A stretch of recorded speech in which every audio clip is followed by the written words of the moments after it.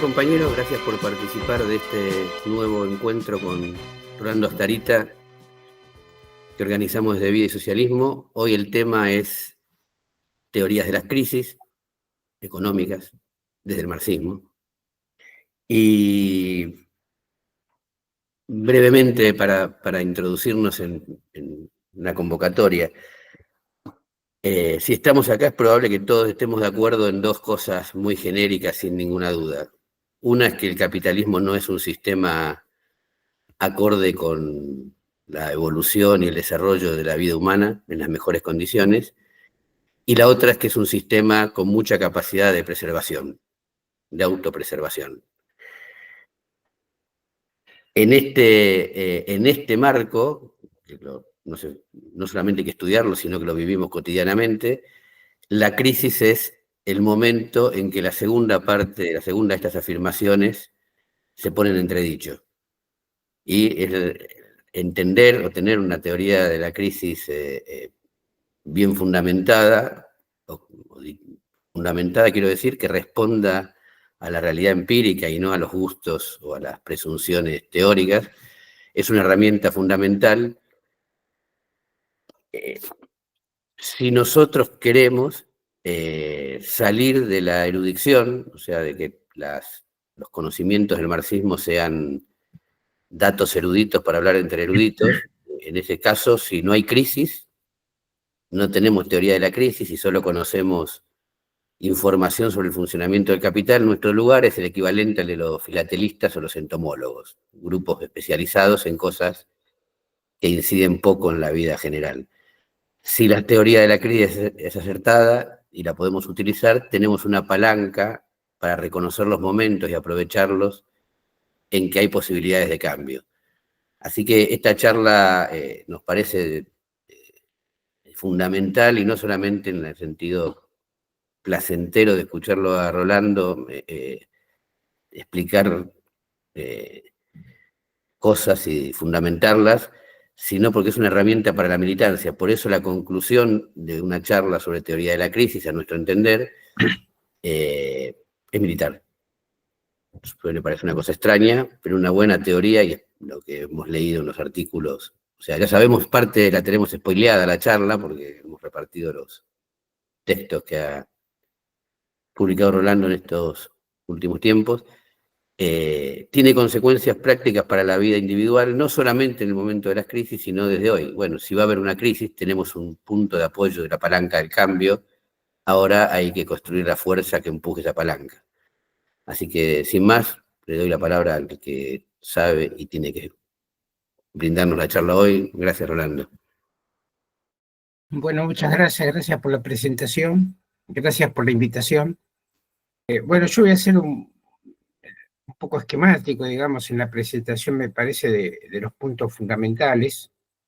Quiero, por empezar, decir que muchas de las ideas que hoy estoy criticando las he defendido durante mucho tiempo, sobre todo la idea de que viene de Grossman y Shaik, que la idea de que la tasa de ganancia va bajando a medida que avanza la acumulación capitalista, hasta que llegaría un momento en que de alguna manera también la masa de ganancia se reduce o cae, y esto estallaría las crisis capitalistas. A ver, yo durante mucho tiempo relativamente adhería a esto, tenía dudas, pero adhería a esto, me pareció una explicación mínimamente plausible, hasta que llegó la crisis del 2008-2009, en donde ninguno de estos esquemas entraba, digamos. En los 25 años previos a la crisis del 2008-2009, la tasa de ganancia no cayó, en Estados Unidos por lo menos claramente no cayó, tampoco en general en la OCDE, en los países desarrollados. No se podía explicar tampoco por la ley de la tendencia decreciente de la tasa de ganancia que hubiese una caída de la tasa de ganancia por aumento de lo que llama la composición del capital, es decir, capital constante sobre capital variable. En fin, las cosas no cuadraban y lo que mejor aparecía por todos lados era que era una crisis típica de sobreproducción, entendida como sobreproducción la idea de que el capitalismo tiende a desarrollar la producción por encima de cualquier límite que le ponga el mercado. Bueno, a raíz de esto, de este choque entre, diríamos, mi esquema teórico con que abordaba la crisis de 2008-2009 y los desarrollos que había habido, fue que también empecé a revisar datos, por ejemplo, sobre la crisis del 29-33, 1929-1933, como todos saben, hubo una gran depresión, una crisis y una gran depresión, pero si uno analizaba la evolución de la tasa de ganancia entre, digamos, 1915 y 1929, no se veía ninguna tendencia descendiente de la tasa de ganancia como la supuesta teoría de las crisis decía que tenía que ocurrir. Bueno, a raíz de esto, para mí fue un impacto, diremos, teórico, el releer el Anti-Düring de Engels, donde Engels, en el Anti-Düring, explica las crisis por sobreproducción, fundamentalmente por sobreproducción, y de la misma manera, volver a leer el capítulo 17 de del tomo 2 de Teorías de la Plusvalía de Marx, está casi todo dedicado a la sobreproducción. El texto de Marx básicamente discute con Ricardo y con los seguidores de Ricardo que decían que las crisis de sobreproducción eran imposibles en el capitalismo, y Marx defiende que son esencialmente las crisis de sobreproducción. Y a partir de esto empecé a revalorar la teoría de Marx y Engels de las crisis económicas cíclicas, es decir, ligadas al ciclo económico, el planteo de que estas crisis se producen por sobreproducción. Aquí, insisto, me pegó mucho la lectura del Anti-Düring de Engels y este capítulo 17 de Teoría de la Plusvalía de Marx, y luego también empecé a ver qué habían dicho Marx sobre crisis concretas, como por ejemplo la de 1847, tanto Marx como Engels la plantean que es una crisis de sobreproducción, en este caso, por ejemplo, por excesiva producción en ferrocarriles y en textiles. Por otro lado, tiempo después me llegó por algún amigo, porque gente que me envió datos, pero la verdad no lo pude leer, diciéndome que Simon Clark tiene la misma idea, es decir, que hay una teoría de las crisis en Marx y Engels por sobreproducción y que sería la que mejor se ajusta a la realidad del capitalismo. Aquí quiero plantear una cuestión que me parece muy importante. En Marx y en Engels, las crisis se deben a causas que son endógenas al capitalismo. Endógenas quiere decir que son inherentes, propias a la lógica de reproducción del capital, a la lógica del capital. Esto es importante porque, por ejemplo, Marx habla de crisis que son más bien por causas accidentales, una mala cosecha, por ejemplo. Uno podría decir la crisis del COVID. El COVID no es una crisis que se haya producido por cuestiones inherentes a la producción capitalista. Entonces, primera cuestión es esta. La idea de las crisis de sobreproducción tiene que ver con la noción misma de capital, con la naturaleza del capital. ¿Qué es el capital esencialmente para Marx? Es dinero que compra fuerza de trabajo y medios de producción para generar más dinero, que genera más medios, permite contratar más medios de producción y fuerza de trabajo para generar más dinero, para generar más dinero. Ese movimiento circular, que es el movimiento, en última instancia, el verdadero infinito de Hegel, que tiende a expandirse y a expandirse la producción capitalista, a valorizar y valorizar cada vez más el capital, es inherente a la noción del capitalismo. Fíjense ustedes que la primera, y esto está también en el texto este que les decía de Teoría de la Plusvalía, el capítulo 17, La primera aproximación de Marx a una teoría de las crisis es cuando él dice la aparición del dinero, el hecho que el productor de mercancías vende la mercancía, obtiene dinero y con ese dinero obtiene otra mercancía que le sirve como valor de uso, en ese circuito, mercancía, dinero, mercancía, ya está incorporada la posibilidad teórica, nada más que teórica, abstracta todavía, de una crisis económica. ¿Por qué, dice Marx? Porque podría ocurrir que por algún motivo el productor venda la mercancía y no compre una mercancía alternativa. Vendan los 20 metros de tela, el ejemplo típico de Marx, y no compre en su lugar, bien, otros productos que necesita. Pero, dice Marx, para que haya crisis efectivamente, tienen que darse otras circunstancias. Por eso, en realidad, en la producción simple de mercancías, donde no hay todavía, no hizo su aparición el capital, las crisis de sobreproducción no existen, prácticamente no son viables. ¿Qué es lo que hacía falta para que esa posibilidad abstracta, teórica, se convirtiera en una realidad, en la realidad de las crisis capitalistas? Lo que hacía falta es introducir el capital, la lógica del capital.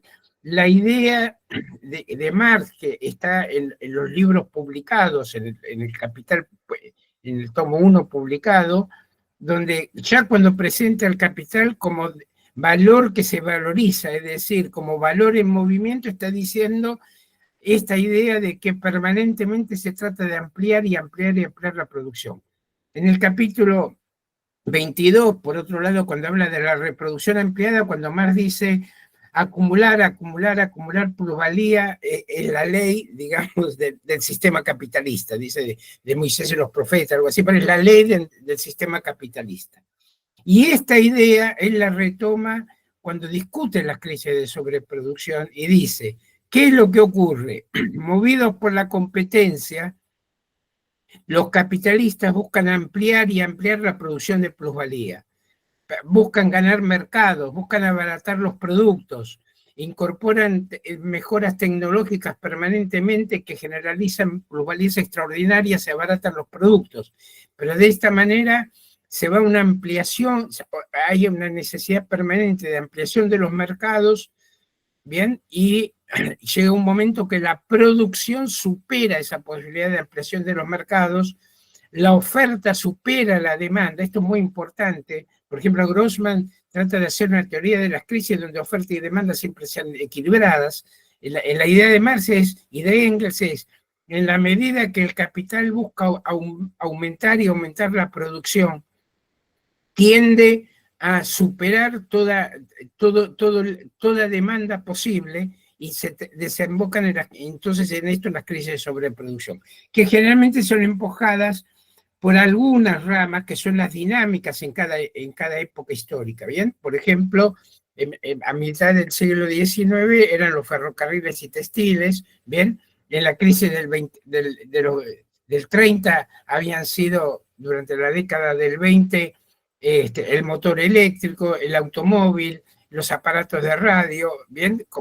Que habían impulsado la producción por encima, diríamos, de todo lo que pudiera absorber el mercado. E incluso también esto podría darse en algunas ramas de la producción. Por ejemplo, actualmente a nivel mundial tenemos por lo menos sobreproducción crónica en el acero y en petroquímica, también en paneles solares, ¿bien? En una época, hace un tiempo, hubo sobreproducción a nivel mundial en los transistores, en los chips, ¿bien? En los microprocesadores. Es decir, permanentemente en algunas ramas importantes de la economía aparece este fenómeno, insisto, de la sobreproducción, que es inherente, insisto, a la naturaleza del capital. Por eso Marx dice, hay dos etapas que son fundamentales. Una es la producción de plusvalía, producir y producir hasta el límite, ¿bien?, de las capacidades productivas. Y el segundo episodio, que es complejo y muy dificultoso, y es donde estalla la crisis, es la realización de esa producción, ¿bien? Realización del valor generado en la producción en cuanto que sea posible la venta de la mercancía. Ahora, aquí hay una cuestión que, bueno, creo que tenemos que reflexionar y llama un poco la atención. Una es la idea, a ver, la primera es la pregunta, ¿por qué en el marxismo esta explicación de Marx tiende a ser dejada de lado? Ha sido dejada de lado. Yo ahora mismo, por esto que escribí, he recibido críticas de compañeros del exterior, marxistas, con mucho conocimiento del marxismo. A ver, apoyos y críticas, ¿no? Como siempre se plantean en estas cuestiones, pero marxistas que se quejan o critican esta posición. En algunos casos incluso la han llamado anticuada. Un compañero, por ejemplo, de Inglaterra, me dice, bueno, es una posición anticuada. Bueno, esto es muy raro, que te diga que eh, los críticos de Marx dicen que la teoría del valor trabajo es la anticuada, bien, o la teoría del capital es la anticuada, o la teoría de la plusvalía es la anticuada. Digamos, esta idea de que una teoría no sirve porque es anticuada, hay que demostrar que no se ajusta a la realidad del capitalismo contemporáneo. Pero, digamos, yendo un poco más a fondo, ¿cuáles serían las razones por las cuales hay tanta resistencia a aceptar que las crisis se deben fundamentalmente a sobreproducción y habiendo tanta evidencia empírica de esto? ¿Bien? Ahora, recién un poco en un intercambio previo, yo decía, por ejemplo, en China, en los últimos años se ha construido viviendas, incluso se ha construido una ciudad entera que está deshabitada. Es decir, eso es sobreproducción en su sentido más típico, más clásico. ¿Por qué cuesta tanto aceptar esta idea? ¿Cuál es el problema? Bueno, tengo algunas hipótesis sobre esto, pero me parece que pueden ser ciertas o no para algunos marxistas, pero creo que ayudarían a clarificar algunos problemas que a veces se confunden. Una primera cuestión que me parece que es importante destacar es que muchos compañeros, muchos marxistas, confunden sobreproducción, crisis por sobreproducción, con crisis por subconsumo, que son dos cosas distintas, pero es muy común pensar que estamos hablando de lo mismo. Por ejemplo, este compañero inglés que me escribió criticándome dice, las crisis de sobreproducción son crisis de subconsumo y la crisis del subconsumo es equivocada. Amplío un poco este tema. A ver, los teóricos de las crisis por subconsumo son los que sostienen que las crisis capitalistas se producen porque los salarios obreros son bajos y no alcanzan a adquirir, ¿bien?, a realizar la producción. Esta es una idea que ha sido muy popular, sobre todo, la han tomado algunos marxistas como Paul Baran y Paul Sweezy, pero aparte ha sido muy popular entre los reformistas, sindicalistas, entre el reformismo burgués, porque encierra la idea de que si se lograran aumentos de salario, se podría llegar a una situación virtuosa donde los trabajadores mejorarían permanentemente su poder adquisitivo y paralelamente el capitalismo tendría ganancia, no habría problema de realización del producto y habría ganancias permanentes. Bueno, es sabido que Marx y Engels rechazaron las tesis del subconsumo. Hay un elemento básico por empezar, que es que el gasto obrero nunca puede realizar la plusvalía. Si el valor agregado es plusvalía más valor de la fuerza de trabajo, lo que pueden adquirir los salarios obreros es el equivalente al valor de la fuerza de trabajo. Nunca pueden alcanzar para realizar la plusvalía. Por otra parte, si se considera, este es un argumento de Engels, el que voy a decir ahora, si se considera que las crisis capitalistas se producen por falta de consumo, Engels dice, bueno, escasez de consumo de parte de los trabajadores, de los sectores empobrecidos, de los campesinos pobres, etcétera, existió en toda sociedad, en el esclavismo, en el feudalismo, etcétera. Los sectores trabajadores pobres, los esclavos, los campesinos feudales, solamente podían consumir una parte muy reducida del valor agregado o del producto que generaba. Entonces, si es por subconsumo, no se pueden explicar las particularidades de las crisis capitalistas, ¿bien? Porque tendría que haber existido este tipo de crisis por falta de consumo en las sociedades esclavistas, en la sociedad feudal, en las sociedades asiáticas, en cualquier otra sociedad. Y esto es lo que no se ve. Entonces, no puede ser que una explicación de las crisis capitalistas por subconsumo sea la explicación, ¿bien?, que sirva también para otro tipo de crisis capitalistas que en realidad, cuando se habla de las sociedades precapitalistas, se deben a escasez de producción. Esto me parece muy importante por la siguiente cuestión. Marx y Engels, siendo críticos de las teorías del subconsumo, plantearon que las crisis capitalistas se deben a la sobreproducción. O sea, ellos eran conscientes de que había una diferencia entre plantear subconsumo y sobreproducción. Engels lo explica bien en algún lugar del anterior. Dice, si un capitalista multiplica por 10 la producción, aunque aumente el consumo de las masas populares, por ejemplo, en una fase del ciclo de prosperidad los salarios pueden en algún momento estar aumentando, pero sin embargo ese aumento del consumo de las clases populares no impide que haya sobreproducción. Lo pongo de esta manera. En Estados Unidos, en los años previos a la crisis del 2007-2008, la crisis está ya a fin del 2007, principio del 2008, en esos años previos, la participación del consumo en el Producto Nacional se había elevado, ¿bien? Había aumentado. Pero esto no impidió que hubiera una crisis de realización, una crisis por falta de ventas de miles y miles de viviendas construidas que no había, el mercado no tenía ninguna capacidad de absorberlas.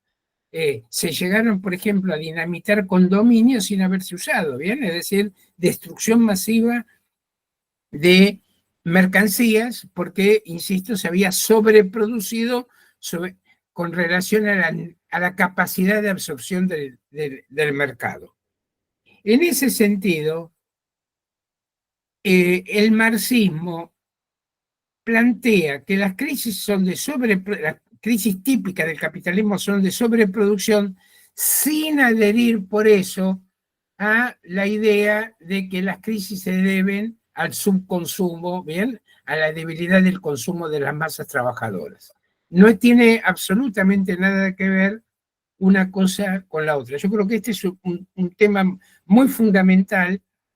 ¿Por qué? Aparte, porque todos los que hemos sido críticos de la teoría de las crisis por subconsumo, de la explicación de las crisis por subconsumo, hemos durante muchos años pensado que la alternativa a esa explicación de las crisis era la ley de la tendencia decreciente de la tasa de ganancia formulada por Marx, de que la tasa de ganancia va cayendo progresivamente debido al aumento de la composición orgánica del capital, a pesar de que pudiera aumentar la tasa de plusvalía. Bueno, todo lo que, insisto, éramos críticos o fuimos críticos de la tesis de subconsumista, haciendo las acotaciones en una tesis reformista, burguesa, etcétera, que no iba al fondo del problema. Bueno, pensábamos que la alternativa a esa tesis era la ley de la tendencia decreciente de la tasa de ganancia y tratar de explicar las crisis. Lo que hacíamos era tratar de explicar las crisis cíclicas por esa ley tendencial de la tasa de ganancia, que, insisto, la veíamos como la alternativa a la teoría del subconsumo. Si separamos y llegamos a la conclusión que la crisis por sobreproducción no es sinónimo de crisis por subconsumo, entonces tenemos una perspectiva distinta. Podemos explicar las crisis por la naturaleza más profunda del sistema capitalista, insisto, que es valorizar incesantemente el valor adelantado para generar más valor y más plusvalía y más valor,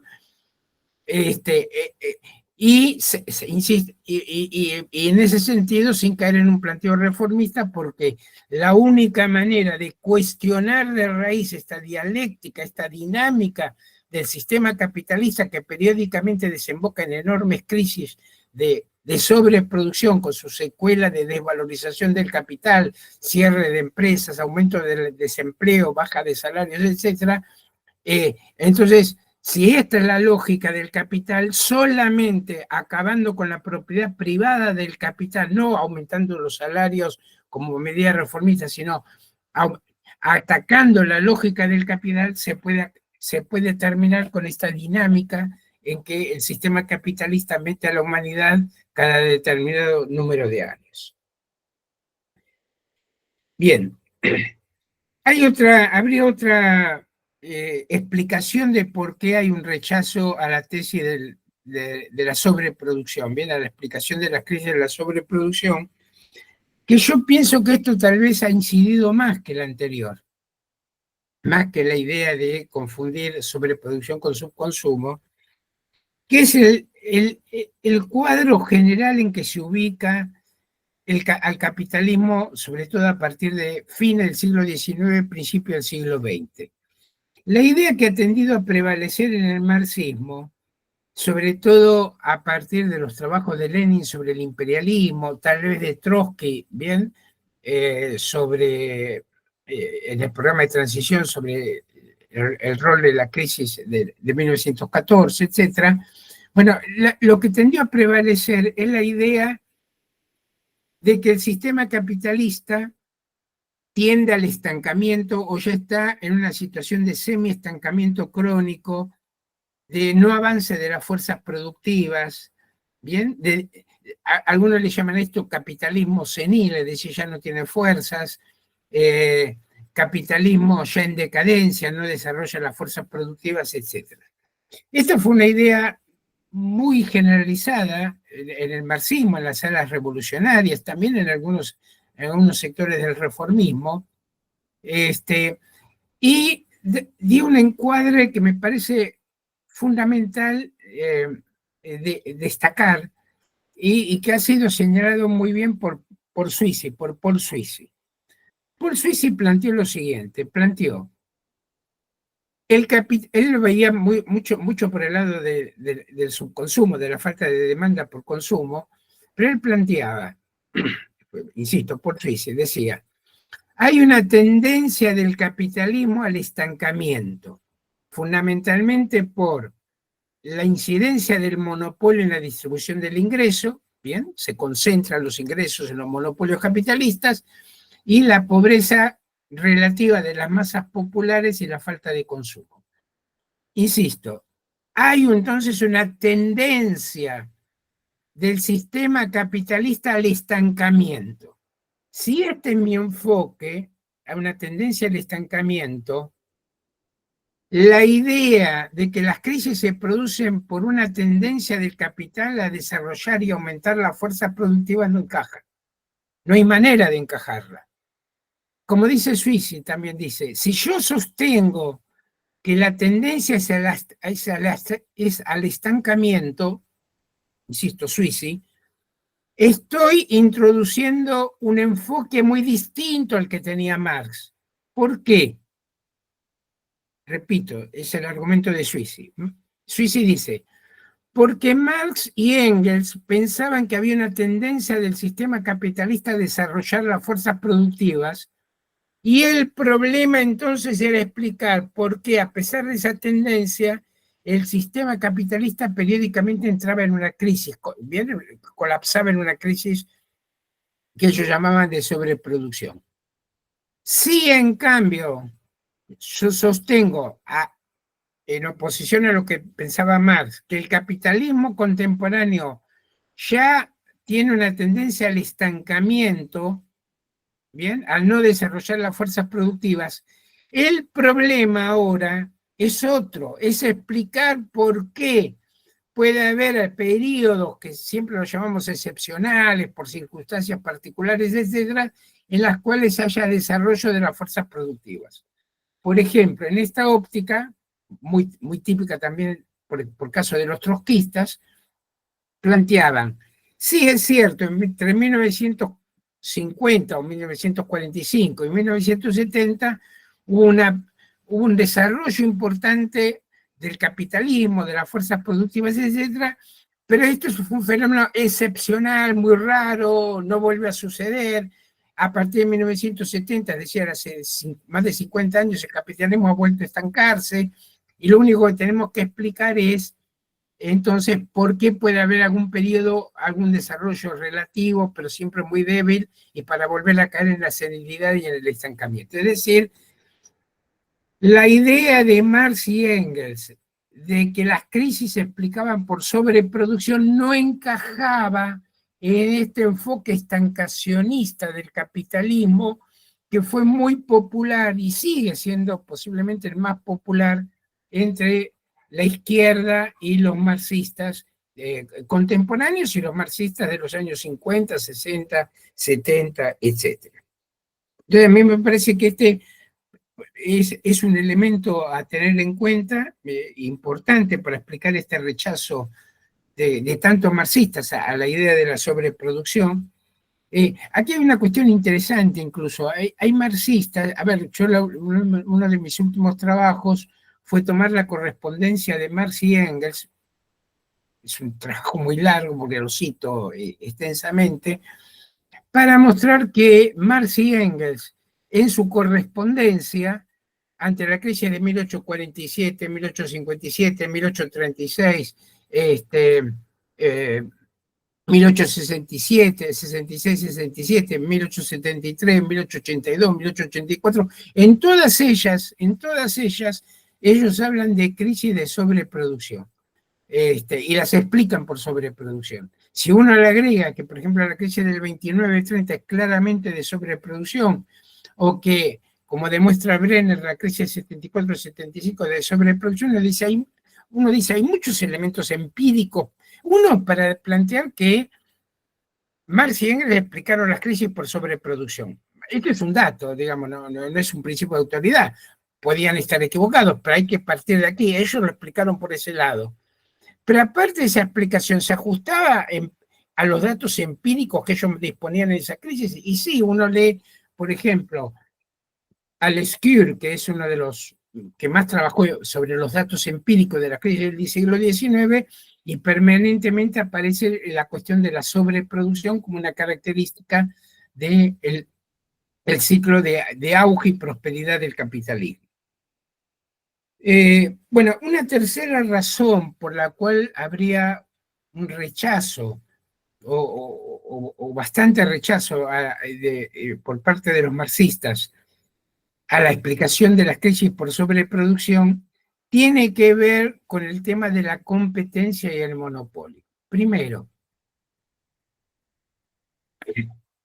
en el marxismo, durante muchos años, y creo que recién hace relativamente poco, 20, 25, 30 años, por influencia en muchos casos como de autores como Sheikh, ¿bien?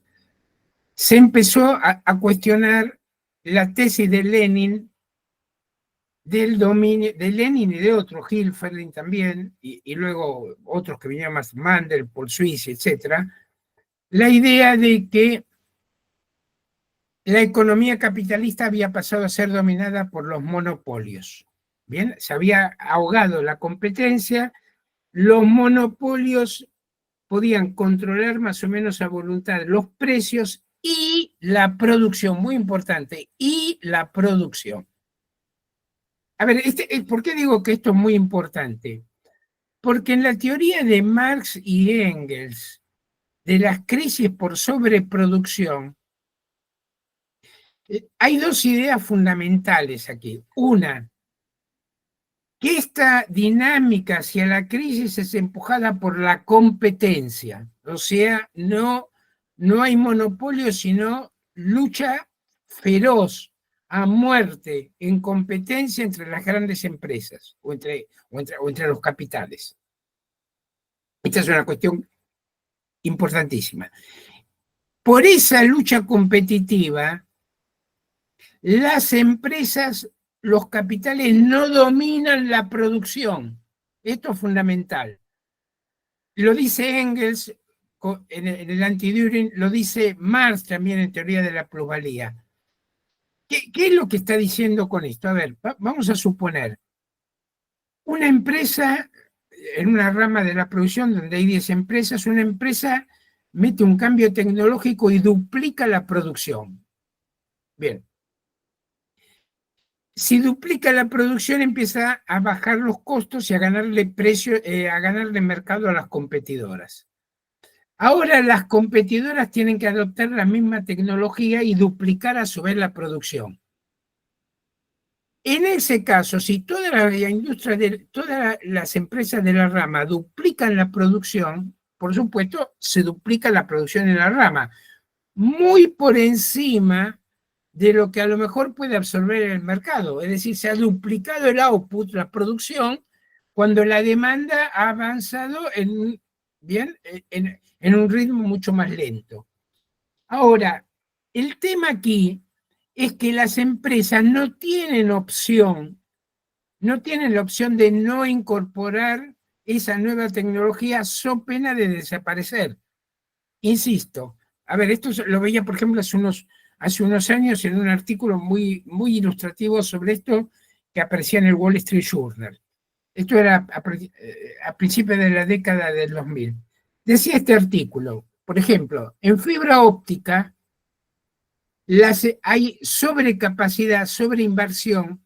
Las empresas están invirtiendo una y otra, ampliando bien las redes de fibra óptica, pero saben que no hay demanda para todos. Ahora, el que no lo hace desaparece del escenario, es decir, no puede seguir compitiendo. Pero si todas tratan de ampliar la capacidad en fibra óptica, llega un momento que los precios caen, de nuevo, no pueden controlar la caída de los precios y hay sobrecapacidad y sobreproducción. Pongo otro ejemplo para que se vea. Hace unos años, en la revista The Economist, decían que en producción de automóviles, la capacidad productiva anual, la capacidad de producción anual era de unos 90 millones de unidades de autos. ¿Bien? Pero que el mercado en condiciones normales, no estoy hablando de crisis, solamente absorbía 60 millones de unidades. O sea, había 30 millones de sobrecapacidad. Ahora, a pesar de esto, las empresas seguían invirtiendo en abrir plantas en China y en India, porque el que no lo hacía perdía esos mercados, sabiendo que no había lugar para todos. Bueno, esta es la idea de Marx y Engels, de que por la competencia entre los capitales, estos no dominan la misma producción, ¿ven? Se ven constreñidos a aumentar y aumentar la producción, y esto termina generando en las crisis de sobreproducción. Y no dominan los precios, porque cuando hay sobreoferta, hay un momento en que los precios empiezan a caer. Al caer los precios, cae la ganancia y cae la tasa de ganancia, y llega un momento entonces en donde las empresas empiezan a colapsar. Observen ustedes que esto aparte explica lo que, por ejemplo, registra José Tapia, que algunos trimestres antes del estallido abierto de la crisis se empiezan a ver caídas en la tasa de ganancia y en la masa de ganancia. Esto se explicaría no por la ley de la tendencia decreciente de la tasa de ganancia, que hace hincapié en el aumento de la composición orgánica de capital, esto avanzaría muy, muy lentamente en el largo plazo, y explicaría lo abrupto de las crisis, los giros bruscos, rápidos, violentos hacia una situación de sobreproducción, caída de precios y crisis. Hay un enfoque aquí que yo lo he señalado también en polémica, por ejemplo, con otras corrientes como los serrafianos. Hay una idea que está encerrada en esto de la tendencia decreciente de la tasa de ganancia, de que el capitalismo, bien, la tasa de ganancia va cayendo progresivamente hasta desembocar en la crisis.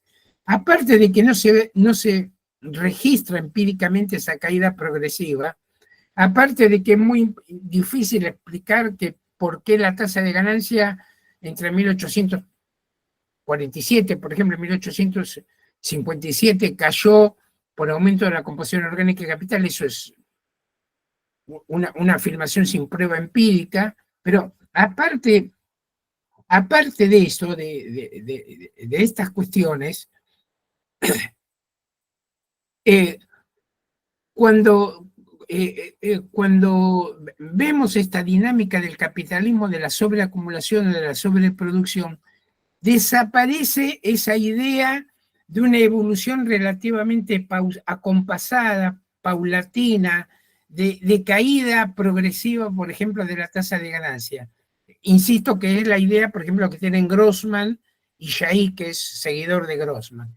La idea que estoy planteando es: los giros son mucho más violentos, caóticos, disruptivos. No hay nada parecido a una caída progresiva, sino, insisto, giros violentos de una situación de auge, prosperidad, auge, sobreproducción, caída de precios, caída de la rentabilidad. Ahora, en este enfoque que estoy diciendo, entonces, la competencia juega un rol fundamental y no encaja en la tesis de lo que dominan son los monopolios y la tendencia al estancamiento por parte de los monopolios.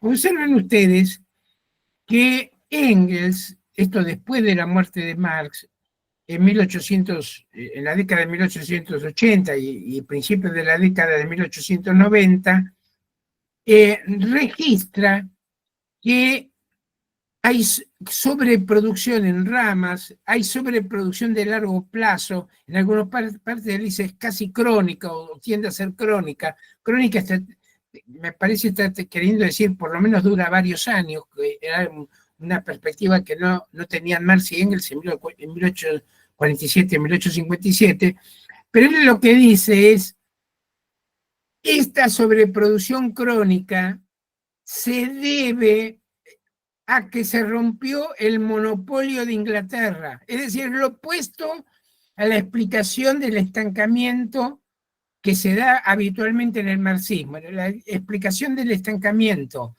que se dio habitualmente en el marxismo es: los monopolios frenan el cambio tecnológico, los monopolios frenan la competencia, los monopolios dominan los precios y la producción y restringen las inversiones y la producción a voluntad. No están sometidos a esa constricción que les impone la competencia. En Engels, entonces, la explicación de por qué se van a fenómenos de sobreproducción durante varios años, por lo menos en ramas enteras de la economía mundial, tiene que ver entonces con esta cuestión que me parece fundamental. Hay una exacerbación de la competencia. Entraron Estados Unidos y Alemania en los mercados que dominaba Inglaterra, y esto generó sobreacumulación, sobreproducción, caída de precios, pero esto se debe a la ruptura del monopolio, no a que se haya instalado un monopolio. Es exactamente lo opuesto, ¿bien? Esto me parece una cuestión fundamental. No sé cómo voy en tiempo, pero bueno.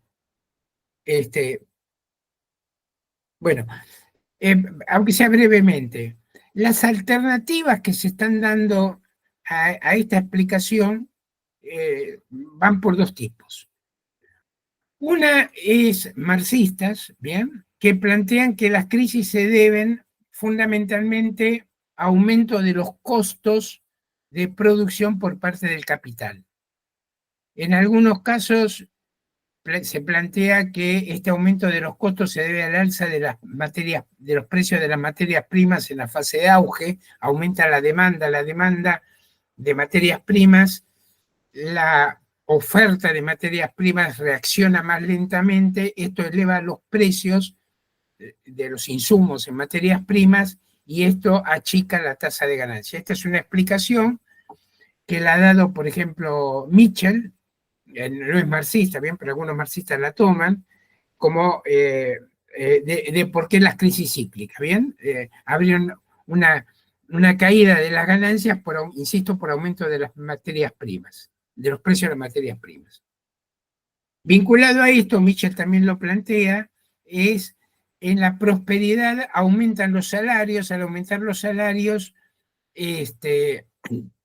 esto achica las ganancias, al achicarse las ganancias, cae la rentabilidad del capital y cae la inversión y se producen las crisis.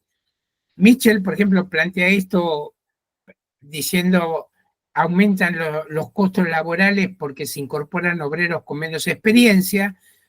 No es una idea que repitan muchos marxistas, pero hay toda una corriente de marxistas que se llaman los teóricos de profit squeeze.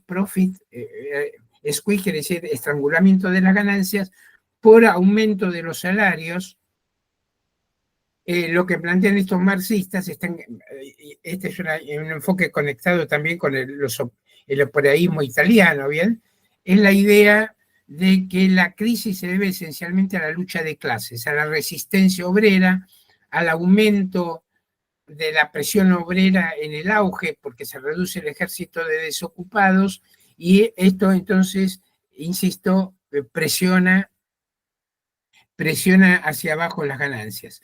Por ejemplo, un caso de esta posición es la Pavitzas e Ito, que ellos directamente dan por hecho que todas las crisis se deben, insisto, a caída de las ganancias por aumento de la presión salarial. A veces se suma presión salarial con mayor también indisciplina o resistencia obrera en los lugares de trabajo, lo que hace caer la productividad.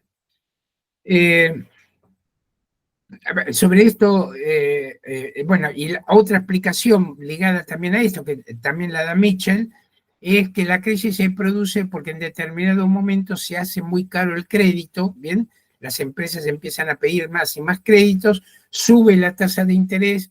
Al subir la tasa de interés de los créditos bancarios, o de los préstamos bancarios a las empresas, al subir la tasa de interés se achica la tasa de ganancia y esto desata la crisis. Con relación a estas explicaciones, lo primero que habría que decir es que en algunas circunstancias puede haber alguna contribución del aumento de salarios en la prosperidad, pero no tiende a ser la regla. El capitalismo responde a las presiones salariales o de disminución del ejército de desocupados con cambio tecnológico que reduce la cantidad de obreros. Esto es muy común en el sistema capitalista, y en realidad uno no puede decir, para poner un caso, que en 1929, 1928 había una gran presión ofensiva de los trabajadores por aumentos salariales y que explicarían la caída de la rentabilidad en 1929. No se puede decir que, por ejemplo, haya habido alguna presión salarial muy importante previa a la crisis del 2007-2009 en Estados Unidos. Brenner muestra cómo la tesis de Profit Squeeze no se puede aplicar a la crisis de 1974-1975, en ese sentido también es importante.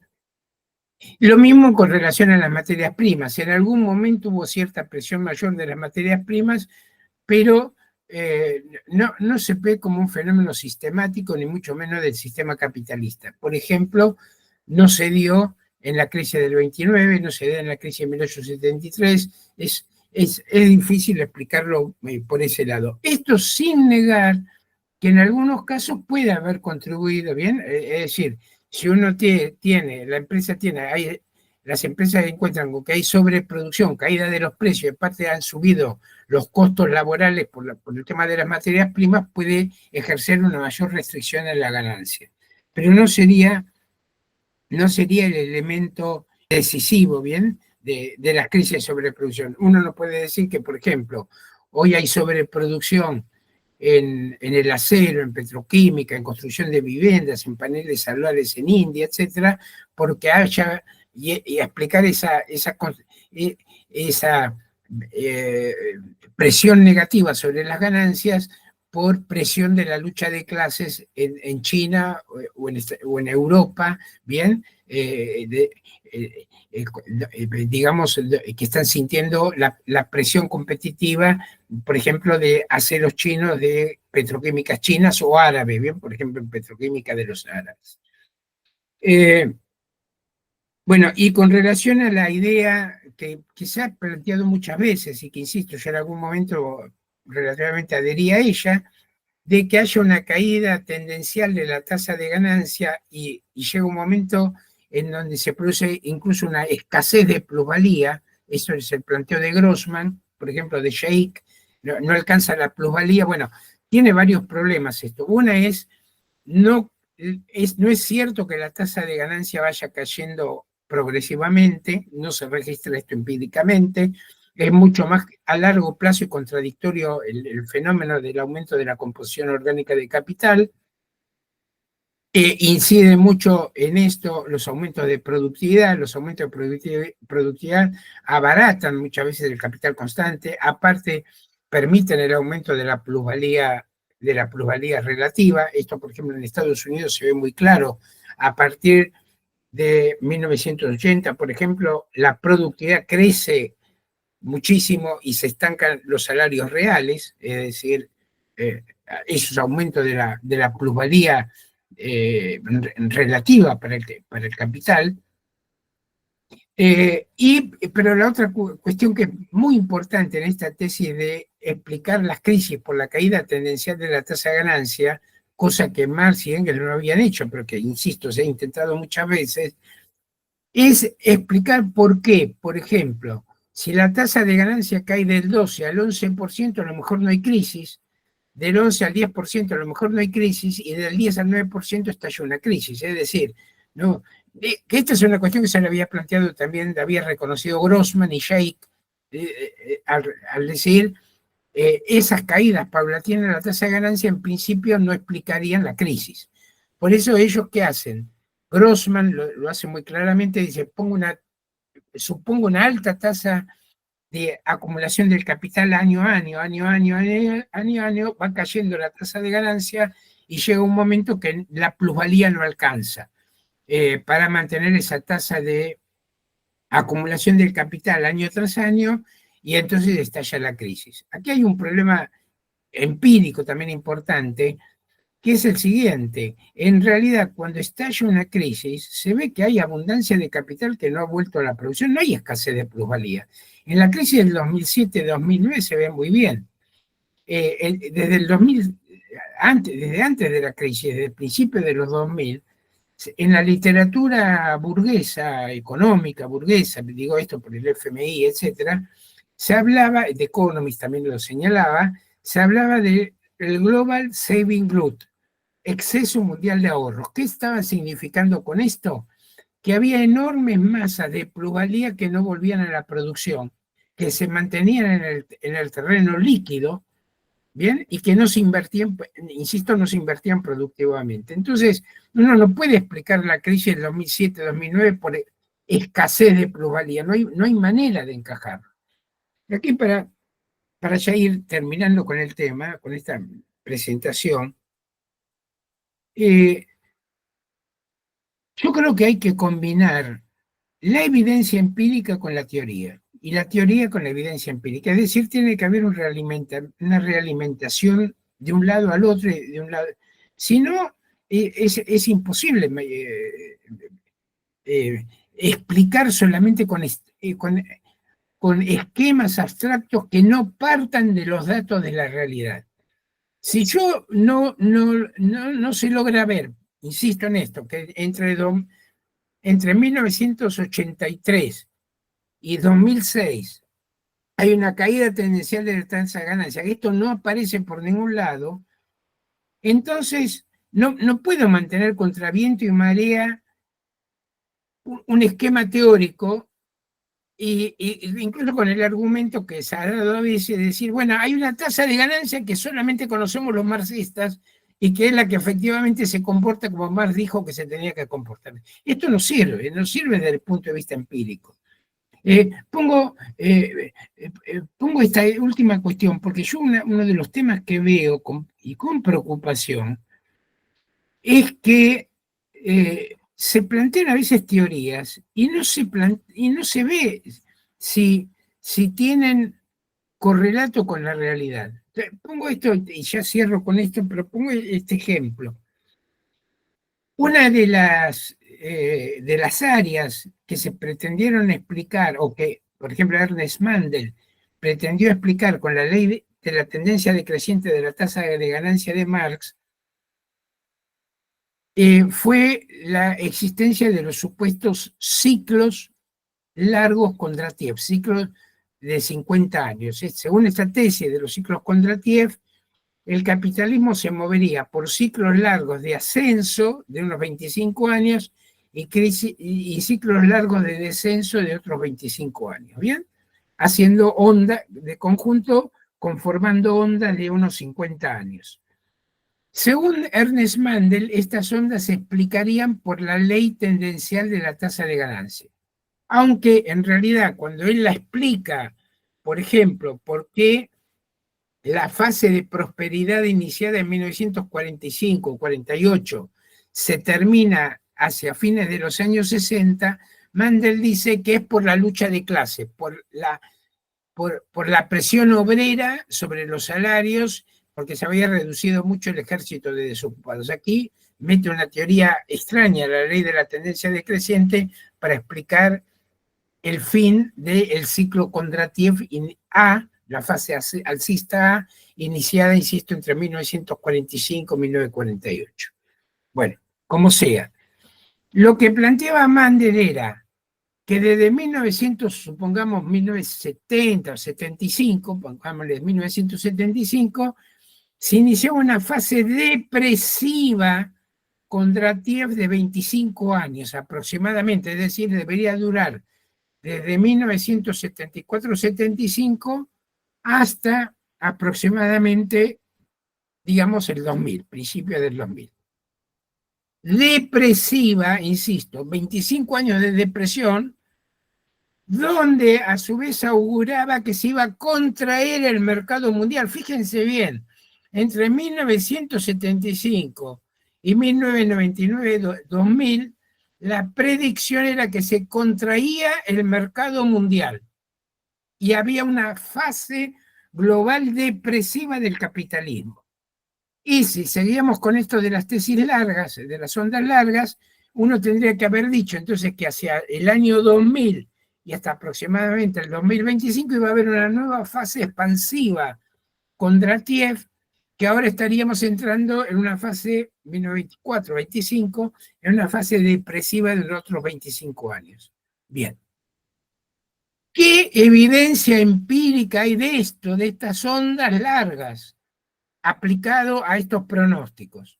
El hecho es que cuando vemos el dato que doy es del Banco Mundial, cuando vemos las estadísticas del crecimiento del Producto Bruto Global Mundial entre 1975 y 2000 fue aproximadamente del 3%. 3% anual. 3% anual durante 25 años es un crecimiento muy alto. No es el crecimiento 1950-1975, pero es un crecimiento importante, por lo menos, superior al que tuvo Inglaterra como promedio en todo el siglo XIX. A ver, uno puede decir más débil que en el lapso 1950-75, sí, fue más débil. Llegó a haber 4 y pico, 5% de crecimiento anual. Pero no es una depresión, no se puede decir que es una depresión. Y aparte el mercado mundial se expandió a una tasa superior al 3%, a una tasa de casi el 4 o más, alrededor del 4% anual. ¿Qué es lo que explica lo que llama la mundialización? La entrada del capitalismo en China, la entrada del capitalismo en la vieja Unión Soviética, en los territorios de la ex Yugoslavia, etcétera, etcétera. Esto no se puede explicar con la tesis de onda larga, depresiva, con tendencia al estancamiento y la contracción del mercado mundial, porque no encaja, no hay manera de que encaje. Pero aparte, si vemos el periodo 2000-2024, el promedio de crecimiento anual mundial del producto sigue siendo aproximadamente del 3%, no se ve fluctuación con relación a los 25 años anteriores al 2000. Entonces, si se mantienen teorías, hay que confrontarlas con lo que ha ocurrido, con lo que ha pasado, y ver cuáles son las razones teóricas de por qué han fracasado los pronósticos. Bien, yo creo que había problemas con esta idea de las ondas largas, de su relación con la tasa de ganancia del capital y con la dinámica del capital. Pero esto es lo que hay que estudiar. Termino con esto. Si nosotros estamos diciendo, que es una idea de muchos marxistas, que la tasa de ganancia por la ley de Marx está cayendo desde 1800 hasta la actualidad, y cuanto más, a medida que va cayendo, se va haciendo más débil la acumulación capitalista, lo que se tiene es la idea de que llega un momento que el capitalismo colapsa prácticamente por caída de la tasa de ganancia. Bueno, esto es lo que aún no ha ocurrido, y no ocurre de esta manera. Insisto, los movimientos son mucho más violentos y abruptos. Hay fases de desarrollo violento de fuerzas productivas que terminan en crisis también violentas. Si no se adopta, en mi opinión, un enfoque distinto para encarar estas cuestiones, no se puede entender la dinámica del sistema capitalista. Y si no se entiende la dinámica del sistema capitalista, la crítica está desacertada. La crítica no conecta incluso con la experiencia de los seres humanos, de lo que viven a diario los seres humanos. Bueno, yo termino aquí, creo que me pasé un poco. Bueno, muchísimas gracias, Rolando, clarísima la exposición y muy ilustrativos los ejemplos. Muchas gracias. Compañeras y compañeros, abrimos la posibilidad del intercambio. Si quieren ir levantando las manitos en el Meet, vamos dando la palabra. Rolando, has leído un libro de Joseph Fontana, que vos lo debés conocer porque vos estuviste en España. ¿Tuviste la oportunidad de conocerlo o no? No. El historiador, bueno.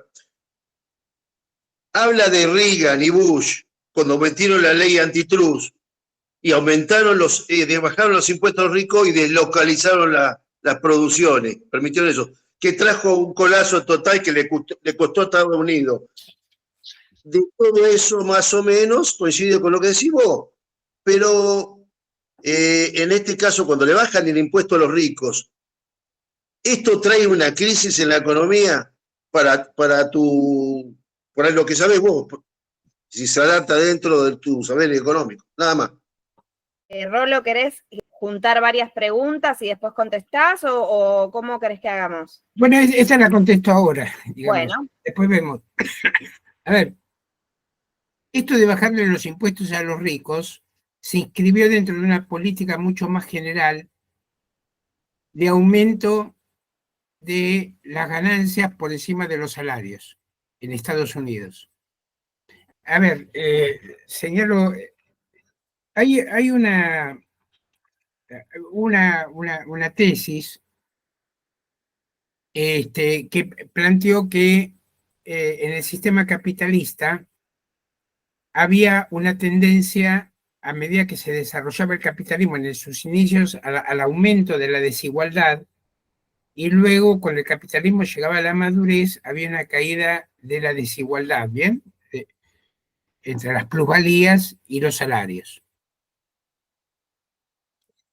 Esto se llamó la U invertida de Kuznets. Kuznets era un economista, bien, que había planteado esto. Él lo planteó de manera muy provisoria. Bueno, habría que estudiarlo, tenemos datos de Estados Unidos, Francia, Alemania, Inglaterra, habría que ampliarlo, ¿ven? Pero él planteó esto, insisto. La U de Kuznets, la U invertida de Kuznets es: el capitalismo primero aumenta la desigualdad, y luego él escribió esto en la época del keynesianismo, bien, de los años 50, y luego bajaba la desigualdad, bien, tendría la desigualdad de riquezas y de ingresos. En el planteo de Kuznets, esta caída de la desigualdad, él decía, el pico más alto de la desigualdad se alcanzó en Estados Unidos en el 1928-1929 y luego cayó. ¿Y por qué había caído? En realidad no por grandes políticas distributivas del capital, sino porque con la crisis del 30 muchos grandes capitales se fundieron, ¿bien? Es decir, desaparecieron, etc. Y después sí, hubo una mayor presión de la izquierda, del reformismo, en una época de relativo auge del capitalismo, para achicar la diferencia entre los ingresos de las clases poseedoras y los asalariados en los años 50, principios de los 60. Pero con la crisis de los años 70, esto se revierte a una ofensiva mucho más abierta del capital sobre la clase obrera. Y entonces uno ve que desde principios de los, mediados de los 70 o fines de los 70, la desigualdad que había bajado crece exponencialmente en Estados Unidos, en Europa, por supuesto después en todos los países de los ex regímenes de socialismo real que se pasan al capitalismo, en China, en Rusia, etcétera, los oligarcas, bueno, todo lo que vemos. Entonces aumenta muchísimo la concentración y la apropiación de plusvalías por parte de la clase dominante en detrimento de los ingresos, bien, o con caída relativa de los ingresos de la clase obrera.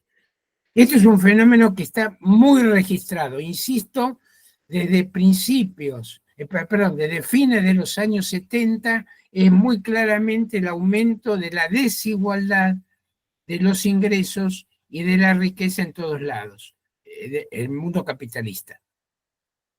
Con un agregado que me parece importante.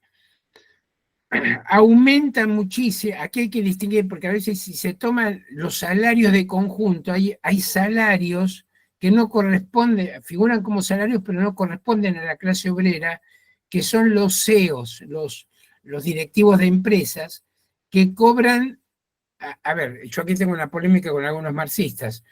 Si un directivo de empresa cobra en acciones de empresa que dirige 30 millones o 50 millones de dólares al año, eso no pertenece a la clase obrera, eso son plusvalías que se están apropiando esos sectores. Entonces, hubo un aumento, daría la impresión muy fuerte de la apropiación, de la tasa de explotación. El valor agregado se divide en plusvalía y salarios. Insisto, parte de esa plusvalía es salario de los ejecutivos, un aumento muy grande de la desigualdad, de la tasa de explotación, de la tasa de plusvalía, y esto ha contribuido a la recomposición de la tasa de ganancia, por lo menos entre 1983 y 2000, claramente en Estados Unidos y en otros países. Gracias. Tengo dos preguntas relacionadas entre ellas, ¿no? Una es, ¿por qué no se ha dado una crisis de la profundidad de la de 1929-1930, posterior a esa crisis, ¿no? Y otra, ¿cómo reacciona el capital a las crisis, ¿no? Porque también el capital se recompone, y hablo también de que la relación entre el Estado y el capital y las políticas económicas y la planificación que se dio después de la crisis de 1930 terminó siendo tal vez una reacción a la crisis. Y también la crisis de 1970 planteó también unas reconfiguraciones en las políticas de los estados y su forma de relación con la economía, ¿no? Entonces serían más o menos en esos dos sentidos. O sea, ¿por qué no ha habido una crisis de la profundidad de 1930 después de esa crisis? ¿Y qué cambios ocasiona en la dinámica del capital y en las políticas que asumen los estados hacia el capital cuando se dan las crisis? O sea, ¿qué reconfiguraciones generan las mismas crisis para evitar también que ocurran con la misma profundidad, por lo menos? Yo creo que la idea de que, por ejemplo, la crisis del 29-30 es por sobreproducción. Yo tengo en mi blog un tratamiento de la crisis, bien, lo hice en varias notas, es un trabajo largo. Yo creo que eso nos da como el esqueleto de la crisis, ¿bien? Bueno, aquí es la dinámica más de fondo. Una observación. Entre 1921 y 1929 hubo un gran desarrollo productivo en Estados Unidos. Fíjense que en ese sentido es un error decir que esa etapa, esos años, entran dentro de la fase depresiva del capitalismo, como decían las tesis de Kondratiev. No, fue un gran desarrollo. Digo, un aumento parecido de la productividad recién se vuelve a dar en los años, en la década de 1990. Insisto en esto, hay un gran desarrollo, por ejemplo, en la productividad por la incorporación del motor eléctrico a las fábricas, el motor de combustión interno del transporte, bien, los camiones, etcétera. Es decir, hay un gran desarrollo en la productividad. Bien. Ahora, con esto tenemos, insisto, el esqueleto de la crisis. Después hay que ver en qué marco más general se da la crisis para explicar un agravamiento como el que tuvo la crisis en el 29. En ese sentido, cuando yo escribí sobre, cuando estaba iniciándose la crisis en 2008 aproximadamente, o estaba desarrollándose la crisis de 2008-2009, en uno de los trabajos que escribí, que después se publicaron como librito en España, con el título El capitalismo roto. Bueno, ahí señalaba una serie de factores que hacían distinta la crisis del 2007 con relación a la del 2020, con relación a la de 1929-1930. Y yo creo que estos factores que marcaron a la crisis del 29-30 explican su excepcional caída, severidad, agudeza de esa crisis.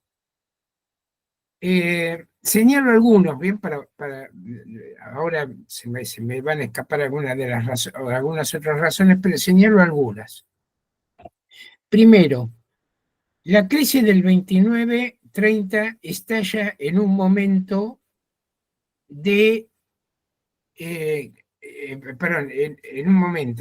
tiene como antecedente una larga caída de los precios de las materias primas que se venía produciendo desde el fin de la Primera Guerra, o sobre todo desde 1920, cuando se recompone la producción en Europa, después de la guerra.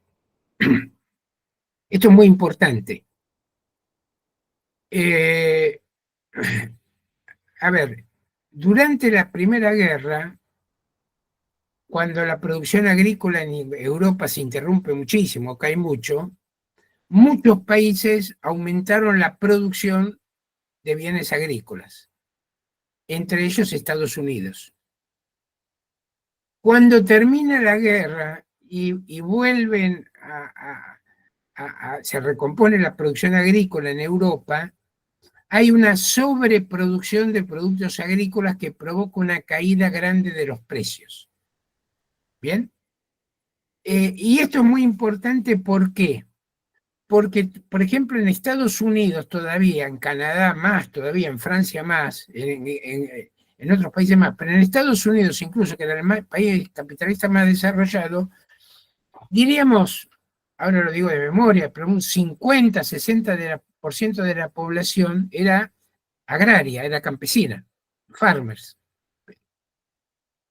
Y estos sufren una terrible crisis en los años 20 que provoca que aquí haya una caída muy grande de un factor de la demanda, ¿bien? Es decir, familias enteras que se arruinaban, que caían en la miseria completa, que liquidaban sus propiedades, se las tenían que entregar a los bancos, pues las tenían hipotecadas, etcétera, y desaparecían como factores de demanda. Esto fue una tragedia en Estados Unidos terrible, está registrada en la literatura, en La Viña de la Ira de Steinbeck, por ejemplo, ese extraordinario libro, muestra esto, muestra este hundimiento. Esto es importante porque, por ejemplo, la crisis de 2007-2009 se da en una situación en torno a las materias primas muy distinta. Había países productores de materias primas, habían acumulado grandes excedentes por la suba del precio de las materias primas entre 2003, 2004, sobre todo, y 2008, y entonces ahí había poder de demanda, poder de compra que no había en la crisis del 29, ¿bien? 29-30. Bueno, este es un elemento que me parece importante. Otro elemento que me parece importante en la crisis del 29, que agravó muchísimo la situación, es que había una rivalidad muy grande entre las empresas, entre los países capitalistas, que esto se iba a terminar resolviendo en la Segunda Guerra Mundial, ¿bien? Pero esto seguía, en donde había medidas de tipo competitivo y agresivas de unos capitales contra otros, que fue distinta a la situación de relativa cooperación que se dio en la crisis del 2007-2009, ¿bien? Por ejemplo, donde la Reserva Federal coordinaba políticas monetarias con el Banco de Inglaterra, con el Banco Central Europeo y con el Banco de Japón. Nada de esto se conoció en aquella época. Fíjense ustedes que la disputa incluso en la hegemonía del bando capitalista entre Estados Unidos y Alemania e Inglaterra estaba todavía bien, estaba todavía relativamente en veremos. A ver, yo no creo que haya sido el factor fundamental, como dijo Kindleberger, que planteó el problema central en los 30, que no había una potencia hegemónica capitalista, pero que sí puede haber sido un factor que agravó la crisis, que la agravó. ¿Bien?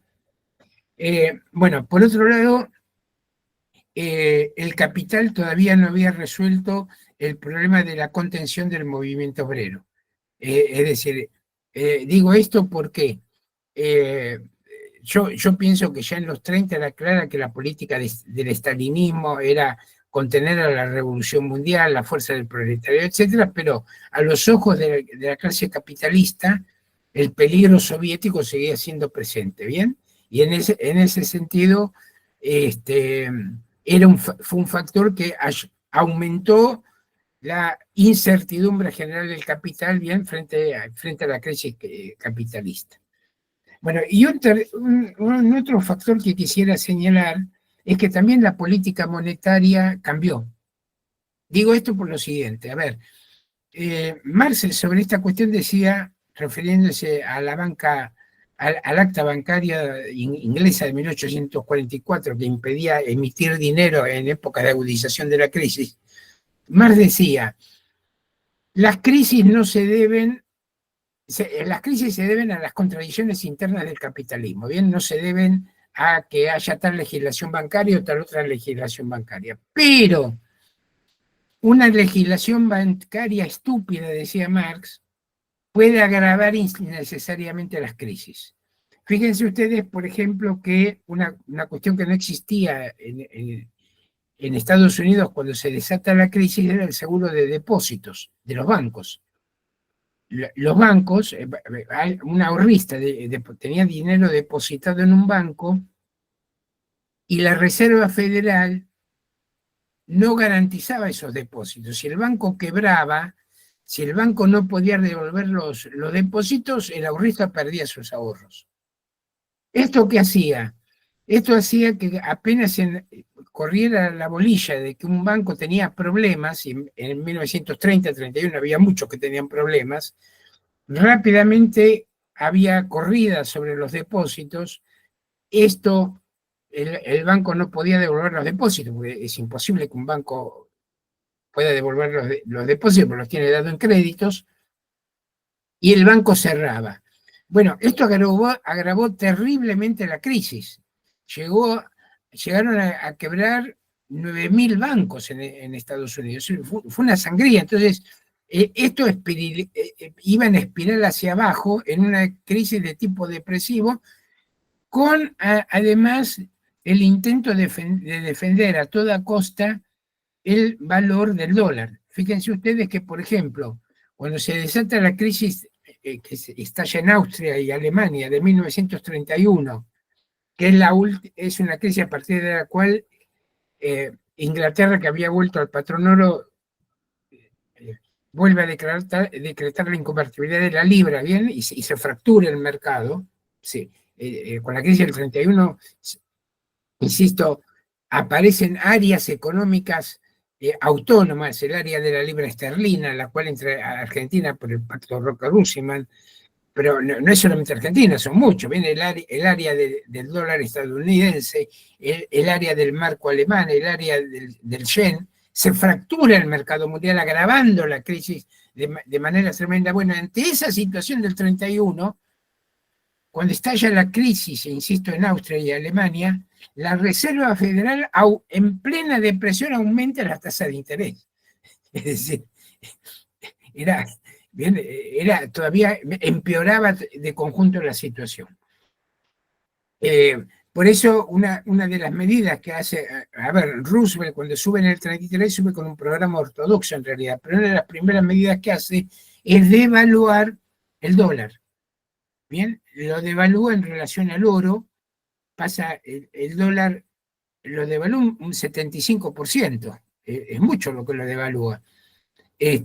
Pasa el precio del oro de $20 la onza de oro a $35 la onza de oro, y esto genera, ya la economía se ve hundida, que genera un cierto respiro y una cierta recuperación. Entonces yo creo que digamos, en la crisis del 29 se dan una conjunción de factores que la agravaron muchísimo la crisis. Insisto, las rivalidades interimperialistas, la situación del agro global, que fue un factor depresivo sobre la demanda, la legislación bancaria, monetaria, que también agravó la crisis, etc. ¿Bien? Bueno, y agrego otra cuestión con relación a esto. La crisis del 29-30 dio como resultado un aumento de la autarquía, de regímenes autárquicos o fraccionamiento del mercado mundial. Insisto, áreas monetarias relativamente autónomas. Fíjense ustedes, por ejemplo, si Argentina entraba como entró en el área monetaria de la libra esterlina, si Argentina recibía libras esterlinas, no las podía usar, por ejemplo, para comprar productos alemanes. Bien, porque había multilateralismo de los intercambios. Bueno, entonces esto, por un lado, agravó la crisis, pero por otro lado fomentó los nacionalismos.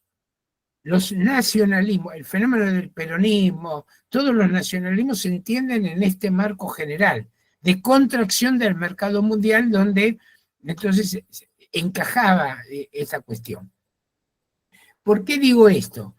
Porque esa contracción del mercado mundial y esta vuelta a los nacionalismos económicos, etcétera, las devaluaciones, bueno, todo esto que estuvimos diciendo, de todas maneras preparaban para una ulterior disputa por el mercado mundial y por la globalización, que va a ser la Segunda Guerra Mundial y lo que vino después de la Segunda Guerra Mundial.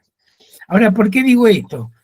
porque aquí hay un fenómeno interesante, me parece, mientras la crisis del 29-30 tuvo una resolución hacia el nacionalismo, hacia la quiebra del mercado mundial, que finalmente no se mantiene, porque el capitalismo necesita siempre el mercado mundial, pero digo, hubo una vuelta al nacionalismo, a la quiebra del mercado mundial. La crisis del 74-75 tiene una salida expansiva. Fíjense ustedes que en el 78-79 el capitalismo empieza a entrar en China. Que hay una cosa que es interesante. Vietnam derrota a Estados Unidos desde el 75. En el 76-77 Vietnam está pidiendo el ingreso al FMI. Es decir, la crisis, insisto esto, del 74-75 tiene una salida de tipo mundializadora, expansiva, donde el capital reafirma su control sobre la clase obrera, en gran medida también con el chantaje de la importación de mercancías baratas. A ver, aquí hay una cuestión que me parece interesante.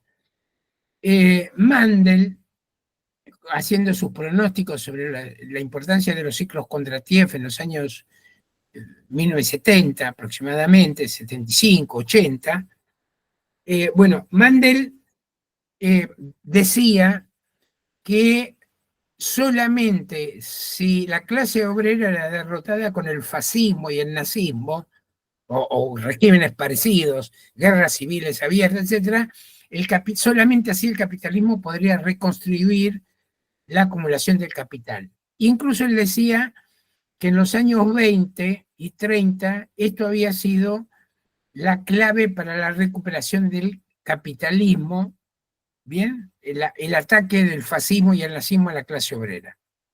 Bueno, yo discrepo mucho con esta idea. Primero, en Estados Unidos el capitalismo yanqui se recompone sin fascismo.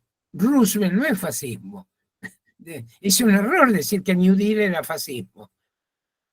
¿Hay una derrota política de la clase obrera? Sí, hay una derrota política. Acepta el programa de Roosevelt. Roosevelt se gana en la clase obrera eso, pero es una salida vía fascismo. Si eso se podía decir en Alemania, en Italia o en España, pero no fue, insisto, vía fascismo, en la potencia más grande de aquella época que pasaba a ser hegemónica. Bueno, con relación a los años 75, 2000, digo, para tomar un periodo de nuevo que Mandel llamaba contractivo general, de caída del mercado mundial, etc., si uno ve con ese periodo, tampoco fue que hubo una derrota de la clase obrera con fascismo. Primero, hay una derrota histórica del proyecto socialista, que eso es muy grave, pero no es que el proyecto socialista fuese derrotado por una ofensiva fascista. No fue así. Es un régimen que se implosiona desde abajo, ¿bien? Que se hacía cada vez más insostenible, o China que gira, ¿bien?, el propio Partido Comunista hacia el capitalismo, pero no porque se lo impusieran con el fascismo.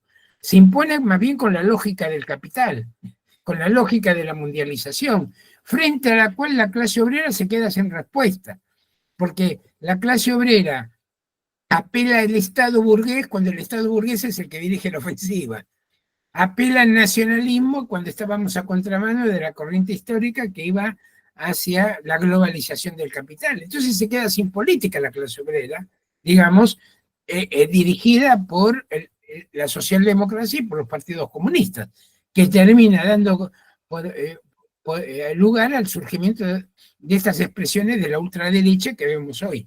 Entonces yo creo que hay que estudiar en cada caso después, necesitamos los análisis concretos de las múltiples determinaciones que están haciendo que las dinámicas en un lado y en el otro vayan bien, en tal sentido o en tal otro. Buen día ante todo, buen día Rolando. ¿Qué tal? Bueno, yo entré un poco tarde a la charla, si bien he venido leyendo los artículos que usted sube en su blog, más o menos ya conozco el planteo que hace usted, así que asumiendo que bueno, que ya lo tengo claro. para no repetirlo. No sé si usted tuvo la oportunidad de leer Teoría de la Crisis, un análisis que hace Michael Henry del 2013, que tengo entendido que después es un texto que se introduce al libro de Marx y las crisis del capitalismo. No sé si ha tenido la oportunidad de... Hay un texto de Henry que leí que él dice que Marx estaría revisando al final de su vida la ley de la tendencia decreciente de la tasa de ganancia, aparte de decir que está mal fundamentada, ¿no? ¿Es ese? Sí, marca algunos puntos, sobre todo el tema de un problema, de una elección, supongo, de edición de Engels que vincula la teoría de la crisis con la ley de tendencia. Y más que si es que tuvo la oportunidad de leerlo, me gustaría saber qué es lo que piensa usted con respecto sobre todo a la conclusión final, por ahí no tanto a lo que pueda llegar a ser a que Marx no tuvo tiempo a revisar y a corregir o en todo caso volver a reformular todo, me imagino habría sido casi imposible, sino más que nada el hecho de que él propone o entiende que Marx iba a añadir un elemento, que es el tema de los créditos bancarios. A ver, no lo tengo muy presente el texto de Heinrich ahora, tendría que leerlo con más atención. Con relación a lo que decía, primero, el tema del crédito entra perfectamente en la tesis de la sobreproducción. Casualmente ahora, cuando repasando o revisando lo que escribieron Marx y Engels sobre la sobreproducción, ellos plantean una y otra vez que el crédito puede empujar a más sobreproducción. Bien, las empresas para ampliar y emplear la producción piden créditos, los bancos se lo dan, la condición de la devolución de esos créditos es que las mercancías finalmente se vendan. Si hay problemas en la realización, tenemos una crisis bancaria. Bien, entonces, en ese sentido, yo creo que lo que dice Marx es correcto. El crédito es una palanca para ampliar la producción y llegar a la sobreproducción y también agrava la crisis, ¿bien? Es decir, tiene esos dos aspectos. Y agregando que Marx sostiene que la tasa de interés es procíclica, es decir, procíclica quiere decir que cuando empieza el ciclo económico, realmente venimos de una recesión, hay mucha liquidez y la tasa de ganancia es baja, luego se va acomodando un poco más hacia arriba, cuando llega la prosperidad y el auge, se tensionan los mercados, aumenta la demanda de créditos y la tasa de interés tiende a subir, y esto, digamos, influye negativamente sobre la tasa de ganancia. Ahora, por lo que yo recuerdo del texto de Heinrich, él dice que la ley de la tendencia decreciente de la tasa de ganancia no está bien fundamentada, fundamentalmente porque la tasa de plusvalía podría aumentar de manera de contrarrestar completamente el aumento de la composición orgánica de capital. Yo aquí, digamos, es lo que creo recordar del texto de Heinrich, por ahí estoy equivocado en esto, insisto, tendré que revisarlo, pero en este sentido, a ver, se puede demostrar que si la composición orgánica de capital crece y crece y crece, llega un momento que la tasa de plusvalía, aunque se llega a la tasa máxima de plusvalía, no va a alcanzar para compensar la caída de la tasa de ganancia por el aumento, insisto, del capital constante invertido por obrero. Entonces yo creo que en realidad todo el eje de la discusión sobre la ley de Marx, yo creo que está mal formulada la ley por Marx, ¿bien? ¿Por qué creo que está mal formulada? Porque, a ver, la idea central de la teoría de la ley de Marx es, cuando los capitalistas hacen cambios tecnológicos, es para ganar la lucha competitiva y abaratar el producto, ¿bien? Aumentar la productividad del trabajo abaratando el producto. Si ese producto final entra en la canasta de bienes salariales, aumenta la plusvalía. que podría contrarrestar entonces la caída de la tasa de ganancia por aumento de la composición orgánica. Pero a su vez, si ese producto es parte del capital constante, también abarata el capital constante. O sea, si la productividad aumentó el 3% en la economía y se produce la misma cantidad de capital constante que antes, el capital constante también aumenta el 3%. No tiene por qué no aumentar el 3%. Entonces, ese es el punto que yo creo que está mal fundamentado por Marx, que es lo que demuestra Oquillo en su teorema. Yo el teorema Oquillo lo he discutido en mi blog. Creo que sí, que empíricamente se ve que por lo menos en ramas importantes de la economía, en ramas importantes en ramas importantes de la economía, el capital constante por obrero tiende a aumentar. Por ejemplo, en la manufactura de Estados Unidos, desde 1930 a la fecha aumentó la inversión de capital constante por obrero, pero esto, digamos, se explica porque también cambió la naturaleza de ese capital constante. Es decir, no es que se esté produciendo la misma máquina a vapor que en 1880 o el mismo automóvil Forte que en 1920 cada vez más barato, sino que hay equipos de producción cada vez más complejos que exigen capital constante cada vez más complejo y más valioso por unidad de obrero. Entonces, por ese lado sí se podría explicar, pero no es la fundamentación que da Marx. Yo en eso soy consciente que no es la fundamentación que da Marx. Doy un caso. En las primeras fábricas de chips, la inversión por obrero podía ser de $500,000 por obrero. Cuando aumenta los chips en su capacidad, en su complejidad, etc., la inversión en maquinaria por obrero pasa a ser de 2 a 3 millones de dólares por obrero, y en los últimos años está en 70, 80 millones de dólares por obrero. Pero se ha modificado la naturaleza del chip. No es el mismo chip, no es la ley de Marx. Aquí habría que incluir cambio tecnológico con variación o cambios de producto. Bien, como sea, y volviendo al texto de Heinrich, yo no veo que, primero, que Marx haya modificado su explicación de las crisis que él asistió y las que vio por crisis de sobreproducción. Tampoco veo que lo haya hecho Engels.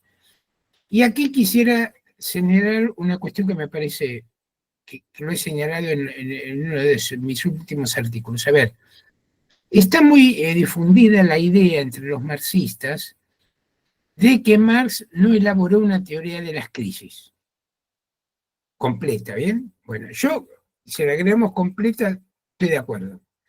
Pero cuando uno toma lo que quedó publicado en el Capital sobre la tendencia del capital a ampliar la producción, lo que Marx escribió en teoría de la plusvalía, que son borradores, pero como son borradores también los capítulos de la ley de la tendencia creciente de la tasa de ganancia, lo que queda en su correspondencia, lo que escribe Engels en el Anti-Düring, que seguramente también vio Marx y que nunca cuestionó, más el rol que él le asigna en el tomo 3 del Capital al crédito como potenciador de las crisis de sobreproducción, tenemos un esbozo de teoría de la crisis bastante bien articulado, bastante articulado, con huecos, con defectos, etcétera, pero está mucho más articulado de lo que se deja pensar cuando se afirma Marx no elaboró una teoría de las crisis, son cosas sueltas, fragmentos. Esos fragmentos, cuando se empiezan a unir, tienen consistencia. Yo creo que aquí hay un problema que es el siguiente. Los marxistas que quisieran encontrar en la ley de la tendencia decreciente de la tasa de ganancia lo que esta ley, en el caso que sea correcta como la formuló Marx, lo que esta ley no puede dar, que es una una explicación de las crisis cíclicas. Entonces, como no encuentran en esa ley la explicación de las crisis cíclicas, dicen, Marx no hizo ninguna teoría. Y todo lo que escribió sobre las crisis de sobreproducción y lo que escribió Engels y lo que escribió en su correspondencia, etcétera, en los artículos publicados sobre 1847, no sirve. Yo creo que aquí hay un problema. Si yo estoy buscando lo que Marx no ha expresado, insisto, que es explicar las crisis cíclicas por la ley de la tendencia decreciente de la tasa de ganancia, esto no lo encuentro, no puedo decir que por eso Marx no tiene otra teoría. No es que no tenga una teoría de las crisis, tiene otra teoría distinta a la que muchos quisieran encontrar en Marx. No sé si soy claro. Sí, más que claro. Muchísimas gracias. Ismael. Y después de Ismael, por el momento no hay nadie anotado, digo, porque ya nos estamos acercando al final, así que quizá una última pregunta después de Ismael y ya iríamos cerrando. Hola, buenas tardes. Bueno, buenos días.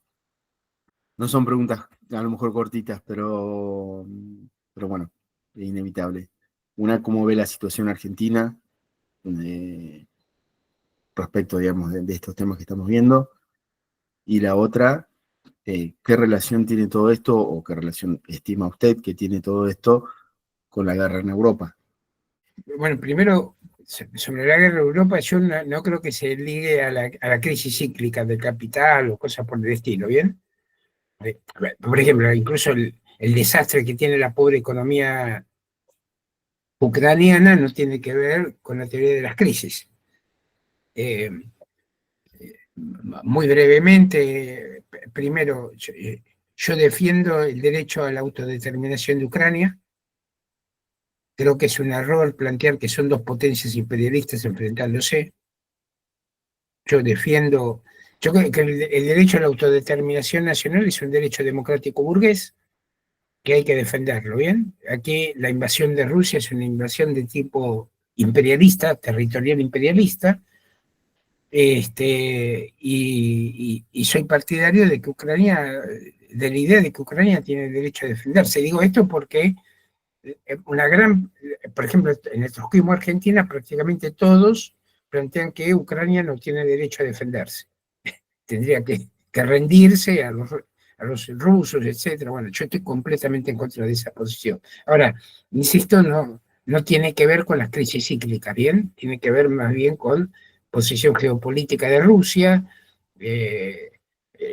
por supuesto la situación de la OTAN, que da o no da ayuda a los ucranianos o cosas por el estilo, pero el análisis va por ese lado. Con relación a la situación argentina, primero una aclaración. Cuando hablamos de crisis de sobreproducción me estoy refiriendo a las crisis típicas del capitalismo, donde hay acumulación de capital, ¿bien? Donde hay fuerte acumulación de capital y por qué esto desemboca en las crisis. Digo esto porque hay crisis como las que ha sufrido Argentina reiteradas veces, que no tienen que ver con sobreinversión o sobreacumulación, sino con falta de inversión o falta de acumulación de capital. Argentina, por ejemplo, hoy está encarando déficit de energía, déficit de infraestructura, déficit de transporte, etcétera, que más bien revelan falta de inversión. Los problemas cambiarios que tiene Argentina se revelan falta de inversión. El hecho de que haya más de 400.000 millones de dólares de argentinos depositados en el exterior está demostrando falta de inversión, ¿bien? Es decir, es lo opuesto, en cierto sentido, a las crisis de sobreinversión, de sobreproducción, etcétera. No es que en Argentina tengamos sobreproducción, para poner un caso de líneas férreas, de transporte, de energía o cosas por el estilo, ¿bien? Y con relación a la situación actual, primero veo que en el corto plazo hay un afianzamiento del gobierno, por lo menos, se ha afianzado.